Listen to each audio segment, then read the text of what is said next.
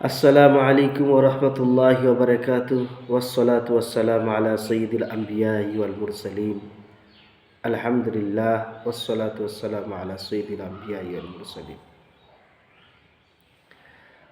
আল্লাহ তাআলা তাঁর পবিত্র কালাম মাজিদের মধ্যে বলেছেন, ফাইজা জাআতিত তাম্মাতুল কুবরা, যেদিন কিয়ামত সংগঠিত হবে, ইয়াউমা ইয়াতাযাক্কারুল ইনসানু মা সাআ, ওই দিন মানুষ স্মরণ করবে যে আমি দুনিয়াতে কি করেছিলাম, আমার কোন পথে চলার দরকার ছিল আর আমি কোন পথে চললাম, আমার কাদের সাথে বন্ধুত্ব করার দরকার ছিল আর কাদের সাথে বন্ধুত্ব করেছিলাম, আমার কাদের কথা শোনার দরকার ছিল আর আমি কাদের কথা শুনেছিলাম।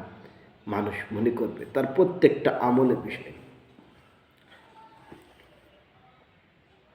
অবুররিজাতিল জাহিমু লিমান ইয়ারা, আর জাহান্নামকে প্রকাশ করে দেওয়া হবে।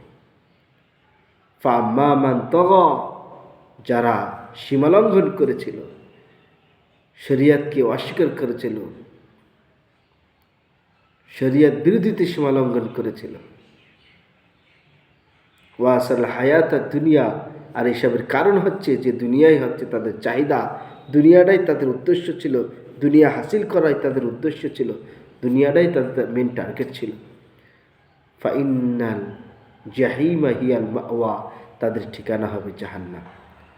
ওয়া আম্মা মান খাফা মাকামা রব্বিহি ওয়া নাহা নাফসা আনিল হাওয়া, আর যারা আল্লাহ তাআলাকে ভয় করেছে, লোকালয়ে নির্জনে আল্লাহ তাআলার ভয়ে মিথ্যে কথা বলা ছেড়ে দিয়েছে, আল্লাহ তাআলার ভয়ে ধোঁকা দিতে কারো পেত, কিন্তু আল্লাহ তাআলা ভয়ে ধোঁকা দেওয়া ছেড়ে দিয়েছে।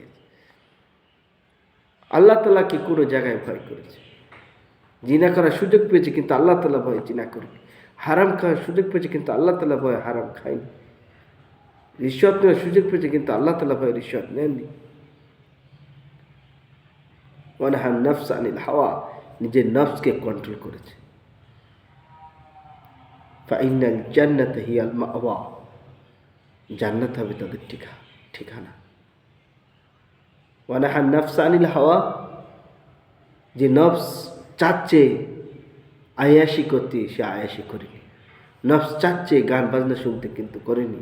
নফস চাচ্ছে সমর্থন আছে মেয়ের বিয়ে, গান বাজনা, ঢোল ঢমস, শরীয়ত বিরোধী চলা, কিন্তু চলেনি, নফসে কন্ট্রোল করেছে। নফস চাচ্ছে হারাম খাওয়া, কিন্তু নফসকে কন্ট্রোল করেছে। নফস চাচ্ছে যে বন্ধুরা ড্রিঙ্ক করছে, সারা পান করছে, আমিও পান করি, কিন্তু নফসকে কন্ট্রোল করেছে, সর্বক্ষেত্রে নফসকে কন্ট্রোল করেছে। ওই জন্যে ভাইরা আমার, আমাদের সকলকে এই ইয়াউমা ইয়াতাযাক্কারুল ইনসানু মা সাআ, এই অবস্থা, এই সময় আসবে আমাদের সকলের সামনে। ওই জন্য আমরা তখন যে আফসোসটা করবো, সেই আফসোসটা যদি এখন করে আমাদের জিন্দগিটাকে আমরা চেঞ্জ করার চেষ্টা করি, তাহলে ইনশাল্লাহ আমাদের মৃত্যুর পরে কাজে আসবে, আমাদের আর পস্তাতে হবে না। ওই জন্য আল্লাহ তাআলা আমাকেও আপনাকে নফসকে কন্ট্রোল ক্ষমতা দান করুন। এই নফস এমন একটা জিনিস, যে নফসকে, শয়তানকে দেখেন সর্বপ্রথম ধোঁকা দিচ্ছিল শয়তানের নফস, শয়তানকে অন্য কেউ ধোঁকা দেননি। তো ওই জন্যই নফসকে যদি আমরা কন্ট্রোল করা শিখি, তাহলে তার জন্য আমাদের সুন্নতের পাবন্দ করতে হবে। আমরা যদি সুন্নতের পাবন্দি হয়ে যাই, আল্লাহ তাআলা আমাদের সুন্নতের নববীর রসুল পাক সাল্লাল্লাহু আলাইহি ওয়াসাল্লামের সুন্নতের যদি আমাদেরকে পাবন্দি বানিয়ে দেন, তাহলে ইনশাল্লাহ আমরা নফসকে কন্ট্রোলের পাবন্দি হয়ে যাব। কেন আমরা সবসময় এটি টার্গেট করবো যে এটাই আমি কাজটা করছি আমার রসুলের সুন্নত অনুসারে, না সুন্নতের খেলাফ। আমি এই কাজটা করছি আমার আল্লাহ রাজি হবে না নারাজ হবে, তাহলে কিন্তু আপনি নফসকে লাগাম ধরছেন। নফসের আপনার মাথায় এই চিন্তা আসা দরকার যে আমি এই কাজটা করলে আমার রসুল আমার প্রতি সন্তুষ্ট থাকবেন না নারাজ হবেন, আল্লাহ নারাজ হবেন না সন্তুষ্ট থাকবেন। যদি আমরা প্রত্যেকটা কাজের ক্ষেত্রে এটা আমার নবীজির তরিকা কি নাই, এটা যদি আমরা একটুকুন যদি ইনকোয়ারি করে আমরা আমাদের জিন্দগির কাজগুলো করি, তাহলে ইনশাল্লাহ আমরা নফসের কন্ট্রোল করা শিখে যাব এবং আমাদের মৃত্যুর পরে কোনো রকমের ফালা খাউফুন ওয়ালা হুম ইয়াহজানুন, আল্লাহ তাআলা বলছেন না ভয় আছে না চিন্তা, কোনো কিছুই থাকবে না ইনশাআল্লাহ। আল্লাহ আমাদের সকলকে তৌফিক দান করুন বলেন আমিন।